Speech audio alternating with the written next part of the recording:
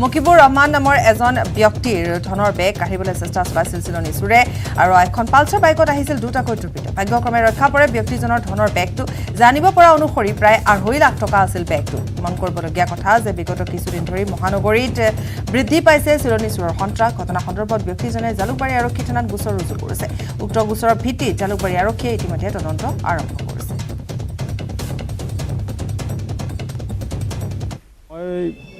মানে মোৰ পাৰ্সোনেল মানে টকা উইথড্ৰ কৰিব গৈছিলোঁ বেংক অফ বৰোদা বেডকুচি ব্ৰাঞ্চ হয় আগত বিজয় বেংক আছিলে তাত মোৰ 1 ঘণ্টামান লাগিছে দুটা একাউণ্টৰ পৰা মই টকা উইথড্ৰ কৰিছোঁ 2.5 লাখ টকা তাৰপিছত মই এই বেগটোত মানে টকাখিনি ভিতৰতে লৈছোঁ লৈ কেনে মই মোৰ ফিগু গাড়ীত মানে আহি আছিলোঁ বৰাগাঁৱৰ পৰা আহি কেনে মালিগাঁও মছজিদ কেম্পাছৰ সন্মুখত মই গাড়ীখন ৰখাইছোঁ ৰখোৱাৰ পিছত গাড়ীখনৰ মই বেগটো এনেকৈ লৈছোঁ এনেকৈ লোৱাৰ পিছত মানে এটা বাইকৰ সাউণ্ড হৈছে পালচাৰ বাইকৰ হোৱাৰ পিছত মই মানে মনতে ভাবিছোঁ চিলনী চোৰ হ'ব পাৰে মই পিছফাল হৈ থাকোঁতে তেওঁলোকে মানে বেগটো টান মাৰিলে টান মাৰাৰ পিছত মই সোঁহাতখন দি বেগটো থাপ মাৰি ধৰিলোঁ ধৰাৰ পিছত তাৰমানে তেওঁলোকৰ বেলেঞ্চটো নোহোৱা হৈ গ'ল ফুল স্পীডত বাইকখন গুচি গ'ল 9285 এই নম্বৰৰ ব্লেক পালচাৰ হয় দুজন ল'ৰা আছিলে শকত ল'ৰা দুজন ৰাজ্যত পুনৰ বাল্য বিবাহৰ ঘটনা বৰপেটাৰ সৰ্থেবাৰীৰ পূব চটলাত বাল্য বিবাহৰ ঘটনা সংঘটিত হৈছে 10ম শ্ৰেণীত পঢ়ি থকা এগৰাকী 15 বছৰীয়া কিশোৰীক বিয়া পাতিবলৈ আহি আৰক্ষী জালত পৰিছে দৰাসহ 9 গৰাকীকৈ লোক বুধবাৰে দিনৰ ভাগতে কইনাঘৰ ৰভাৰথলীত উপস্থিত হৈছিল দৰাসহ বৰযাত্ৰীৰ দলটো দৰা বাক্সা জিলাৰ তামুলপুৰ থানাৰ অন্তৰ্গত পূব ধুলাবৰী গাঁৱৰ 25 বছৰীয়া যুৱক কদম আলী দৰা উপস্থিত হোৱাৰ পিছতে ৰভাতলীত উপস্থিত হ'ল এতিয়া আৰক্ষীৰ দল আৰক্ষী উপস্থিত হোৱাৰ লগে লগে হাহাকাৰ লাগে ৰভাতলীত আৰু মাজদিয়া আৰক্ষী চকীৰ ভাৰপ্ৰাপ্ত আৰক্ষী বিষয়া প্ৰণৱ কুমাৰ দাসে কইনাৰ ঘৰত উপস্থিত হৈ আটক কৰে কইনা আত্মীয় দৰা কাজী দৰাৰ অভিভাৱক মাতবৰকে ধৰি 9 গৰাকীকৈ লোকক আনহাতে কিশোৰীগৰাকীক উদ্ধাৰ কৰি বৃহস্পতিবাৰে বৰপেটা শিশু সুৰক্ষা সমিতিত উপস্থিত কৰায় মাজদিয়া আৰক্ষী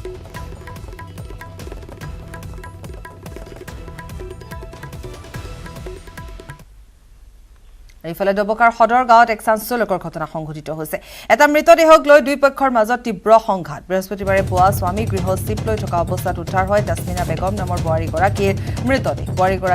প্ৰত্যক্ষ কৰি স্থানীয় ৰাইজে খবৰ দিয়ে মুৰাঝাৰ আৰক্ষী তাছমিনা বেগমৰ স্বামী কৰ্মসূত্ৰে মুম্বাইত থাকে ইফালে তাছমিনাৰ স্বামী আজি মুম্বাইৰ পৰা ঘৰলৈ অহাৰ কথা আছিল স্বামী ঘৰলৈ অহাৰ পূৰ্বে ৰহস্যজনকভাৱে বোৱাৰীগৰাকীৰ মৃতদেহ উদ্ধাৰ হোৱাৰ ঘটনাই চাঞ্চল্যৰ সৃষ্টি কৰিছে ঘটনাস্থলীত মুৰাঝাৰ আৰক্ষী উপস্থিত হৈ ঘটনাৰ তদন্ত ইতিমধ্যে আৰম্ভ কৰিছে আৰু ইয়া হত্যা নে আত্মহত্যা সেয়া এতিয়াও ৰহস্যৰ আৱৰ্ততে আছে যদিও মহিলাগৰাকীৰ পিতৃগৃহৰ লোকে এয়া পৰিকল্পিত হত্যাকাণ্ড বুলি অভিযোগ উত্থাপন কৰিছে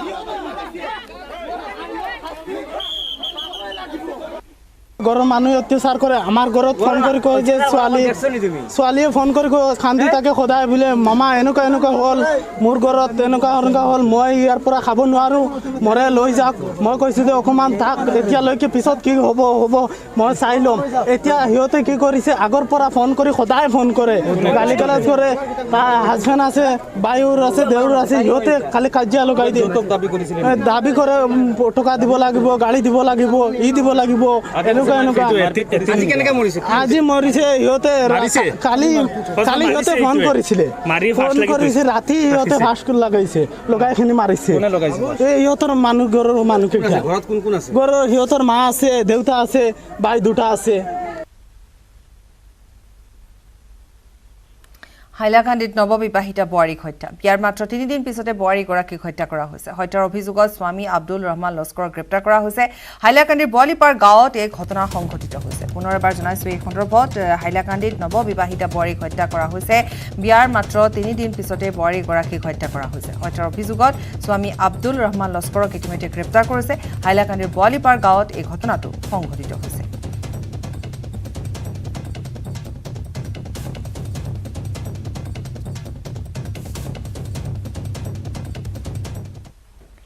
কাজিৰঙাত বন্যপ্ৰাণীৰ অংগসহ এজনক আটক কৰা হৈছে আটক হৈছে পানবাৰী আদৰ্শ গাঁৱৰ দুলাল দলে নামৰ লোকজন কাজিৰঙা ৰাষ্ট্ৰীয় উদ্যান কৰ্তৃপক্ষই আটক কৰিছে দুলালক বোকাখাট আৰক্ষী থানাত ধৃত দুলালৰ বিৰুদ্ধে গোচৰ ৰুজু কৰা হৈছে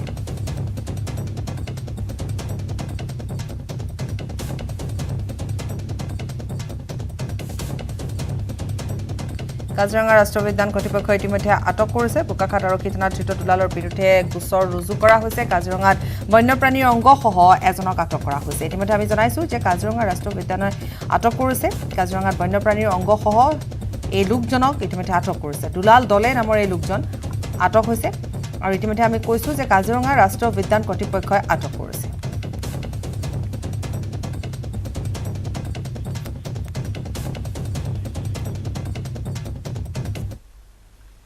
আৰু বিধায়ক অখিল গগৈয়ে এক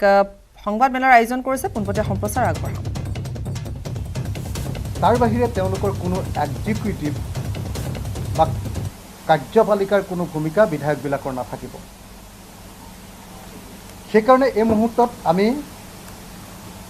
তেখেতৰ এই বক্তব্য সন্দৰ্ভত আমাৰ দলৰ যি স্থিতি আছে সেই স্থিতি অৱগত কৰিব খুজিছোঁ আপোনালোক সকলোৱে জানে যে ভাৰতবৰ্ষৰ সংবিধানৰ 7ম অনুসূচীৰ 246 নম্বৰ অনুচ্ছেদৰ অসম বিধানসভাৰ বা ৰাজ্যবিলাকৰ বিধানসভাৰ ক্ষমতা আৰু কাৰ্যাৱলী সম্পৰ্কে আলোচনা কৰা হৈছে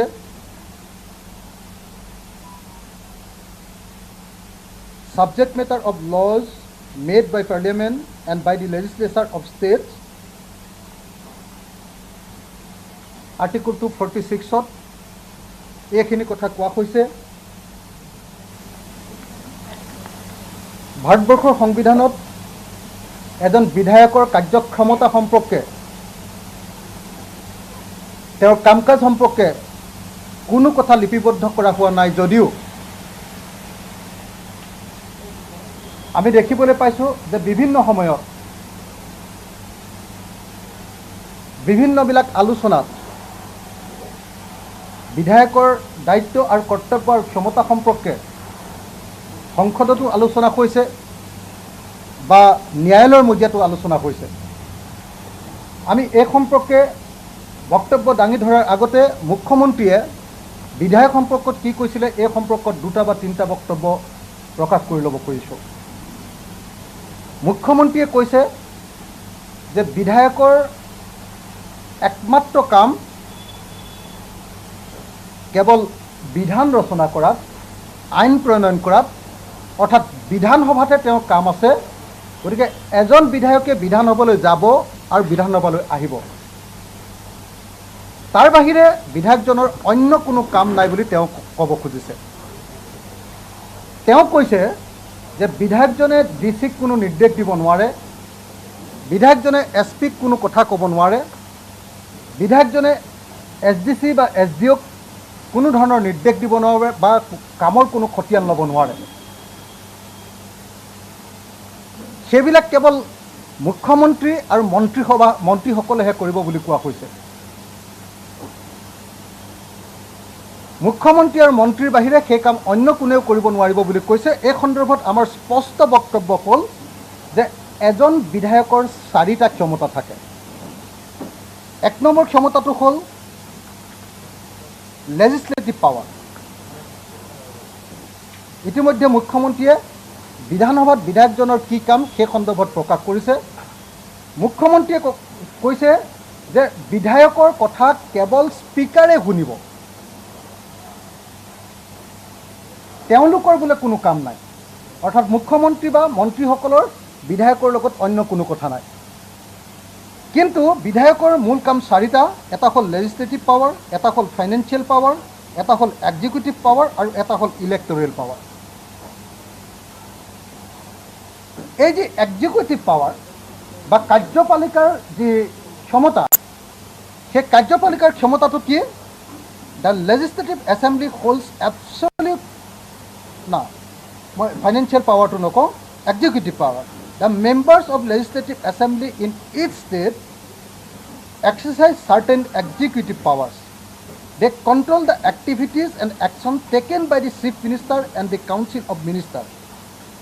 In other words, the ruling government is answerable to the Legislative Assembly for all its decisions. অতি স্পষ্ট ভাষাত এজন বিধায়কৰ কাম কেৱল আইন প্ৰণয়নত নহয়, তেওঁৰ এক্সিকিউটিভ বা কাৰ্যপালিকাৰ ক্ষমতা আছে আৰু সেই কাৰ্যপালিকাৰ ক্ষমতাত মুখ্যমন্ত্ৰী আৰু মন্ত্ৰীসকলে যি কাম কাজ কৰে সেই কাম কাজ আৰু যি একশ্যন লয় সেই একশ্যনৰ কণ্ট্ৰল কৰিব পাৰে বিধায়কসকলে, নিয়ন্ত্ৰণ কৰে বিধায়কসকলে। এই কথাটো অতি স্পষ্ট ভাষাত বিভিন্ন আইনৰ লগত জড়িত মানুহবিলাকে এই সম্পৰ্কে কৈ থৈছে। এই সম্পৰ্কত মই প্ৰথমতে বেছি দীঘলীয়া নকৰি কেৱল এটা মাত্ৰ সুপ্ৰিম কোৰ্টৰ জাজমেণ্টৰ কথা ক'ব খুজিছোঁ। সুপ্ৰিম কোৰ্টৰ জাজমেণ্টটোৰ নাম হ'ল Lokprahari versus state of UP 2017-1 SCC 244, অৰ্থাৎ সুপ্ৰিম কোৰ্ট কেছবিলাকৰ যিটো ৱেবছাইট থাকে তাৰ 2017 চনৰ প্ৰথমটো ভলিউমৰ 244 নম্বৰ পৃষ্ঠাত এই জাজমেণ্টটো সংৰক্ষিত হৈ আছে। এই জাজমেণ্টটোৰ নাম Lokprahari versus state of UP। তাৰ মই মাত্ৰ দুটা বাক্য পঢ়ি দিম। তাত কৈছে, elected representative have a vital role in democracy. They have an intrinsic connection with their constituencies and have a legitimate role to discharge in meeting of development needs of their constituencies. Supreme কোৰ্টে কৈছে, মই বেছি দীঘলীয়া আৰু নকৰোঁ, যে এজন নিৰ্বাচিত বিধায়কৰ গণতন্ত্ৰত এটা ভাইটেল, এটা ব্যাপক ভূমিকা আছে। They have an intrinsic connection with their constituency. তেওঁলোকৰ যি সমষ্টি সেই সমষ্টিৰ লগত তেওঁলোকৰ এটা এৰাব নোৱাৰা সম্পৰ্ক আছে।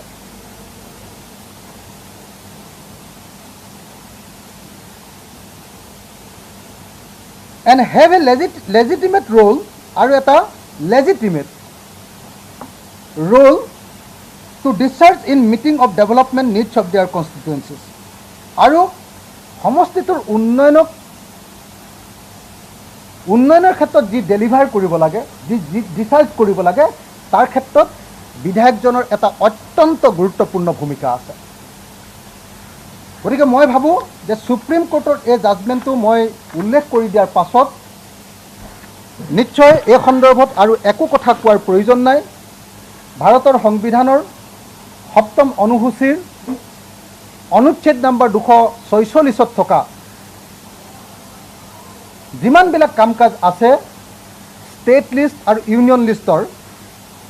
7ম অনুসূচীৰ ৰাজ্যিক অনুসূচী আৰু সমৱৰ্তী সূচীৰ যিবিলাক বিষয় আছে সেই আটাইবিলাক বিষয়ৰ ওপৰতে এজন বিধায়কৰ আৰু বিধানসভাৰ সম্পূৰ্ণ ক্ষমতা আছে। গতিকে অসমৰ মুখ্যমন্ত্ৰীয়ে বিধায়কজনৰ দায়িত্ব কমাবলৈ গৈ, বিধায়কসকলৰ দায়িত্ব কমাবলৈ গৈ তেওঁ প্ৰতিষ্ঠিত আইনৰ বিৰুদ্ধে কৈছে, প্ৰতিষ্ঠিত সুপ্ৰিম কোৰ্টৰ ৰায়ৰ বিৰুদ্ধে গৈছে আৰু প্ৰতিষ্ঠিত সকলোবিলাক পৰম্পৰাৰ বিৰুদ্ধে গৈছে। আৰু সেইকাৰণে মুখ্যমন্ত্ৰীক আমি প্ৰত্যাহ্বান জনাইছোঁ যে মুখ্যমন্ত্ৰীয়ে যি কথা কৈছিলে যে তেওঁ আইনৰ মতে কথা কৈছে, আইনত লিখি থোৱাৰ বাবে তেওঁ কৈছে যে বিধায়কজনৰ অন্য কোনো কাৰ্যপালিকাৰ কোনো ক্ষমতা নাই। মই মুখ্যমন্ত্ৰীক প্ৰত্যাহ্বান জনাইছোঁ যে তেখেতে সেই আইনখনৰ নাম ক'ব লাগে, কোন পৃষ্ঠাত সেই কথাখিনি লিখা আছে, কোন ছেকশ্যনত সেই কথাখিনি লিখা আছে, তাৰ সম্পূৰ্ণ উত্তৰ দিয়াৰ ব্যৱস্থা কৰিব লাগে। যদি তেওঁ সেই আইনৰ নাম ক'ব নোৱাৰে, যদি তেওঁ সেই আইনৰ দফাটো আমাৰ সন্মুখত গাই দিব নোৱাৰে, তেতিয়াহ'লে তেওঁ ৰাজহুৱাকৈ ক্ষমা খুজিব লাগে বিধায়কসকলক অপমান কৰিব খোজাৰ কাৰণে। আৰু মই অসম বিধানসভাৰ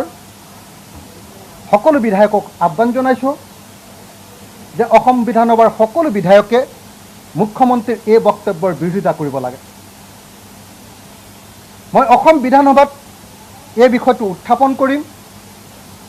সুযোগ পালে এই বিষয়টো উত্থাপন কৰি মুখ্যমন্ত্ৰীৰ পৰা এই বিষয়ত কৈফিয়ত তলব কৰিবৰ কাৰণে আমি চেষ্টা কৰিম। কাৰণ আপোনালোকে সকলোৱে জানে যে বিধানসভা হ'ল মুখ্যমন্ত্ৰীক কৈফিয়ত তলব কৰাৰ বা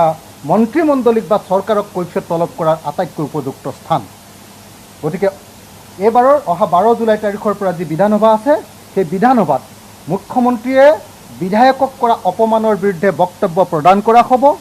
সেই প্ৰশ্ন উত্থাপন কৰা হ'ব আৰু মুখ্যমন্ত্ৰীক কৈফিয়ত তলব কৰা হ'ব। মই অসমৰ প্ৰত্যেকজন বিধায়ককে চৰকাৰৰ এই মুখ্যমন্ত্ৰীৰ এনেকুৱা ধৰণৰ উতনুৱা কথাৰ বিৰুদ্ধে, অনৈতিক কথাৰ বিৰুদ্ধে, মুখ্যমন্ত্ৰীৰ এনেকুৱা অবৈধ কথাৰ বিৰুদ্ধে আৰু সংবিধান বিৰোধী কথাৰ বিৰুদ্ধে বক্তব্য প্ৰদান কৰিবৰ কাৰণে, মাত পাতিবৰ কাৰণে আৰু প্ৰতিবাদ কৰিবৰ কাৰণে আহ্বান জনাইছোঁ। এজন বিধায়কৰ কেনেকুৱা ধৰণৰ কাৰ্যপালিকাৰ ক্ষমতা থাকে? মই যে শিৱসাগৰলৈ গৈছোঁ, শিৱসাগৰলৈ যোৱাৰ লগে লগে ইলেক্ট্ৰিচিটি ডিপাৰ্টমেণ্টৰ সকলো বিষয়া, জিলাখনৰ সকলো বিষয়া মোৰ ওচৰলৈ আহিছে আৰু আহি কৈছে যে আপুনি আমাৰ সমষ্টিৰ যে ইলেক্ট্ৰিচিটি বোৰ্ড আছে, আজিকালি APDCL বুলি কয়, তাৰ মই চেয়াৰমেন হ'ব লাগে। কাৰণ আইনমতে মই APDCLৰ চেয়াৰমেন হোৱাটো নিয়ম। এজন বিধায়কে এখন জিলাৰ কি কাৰ্যপালিকাৰ কি সমিতিত থাকে? 1 নম্বৰ ভূমি উপদেষ্টা সমিতিত বিধায়কজন সদস্য, 2 নম্বৰ খাদ্য আৰু অসামৰিক যোগান বিভাগৰ নিৰীক্ষণ সমিতিৰ বিধায়কজন সদস্য, বিদ্যুৎ বিভাগৰ উপসংমণ্ডল তদাৰক সমিতিৰ বিধায়কজন সভাপতি,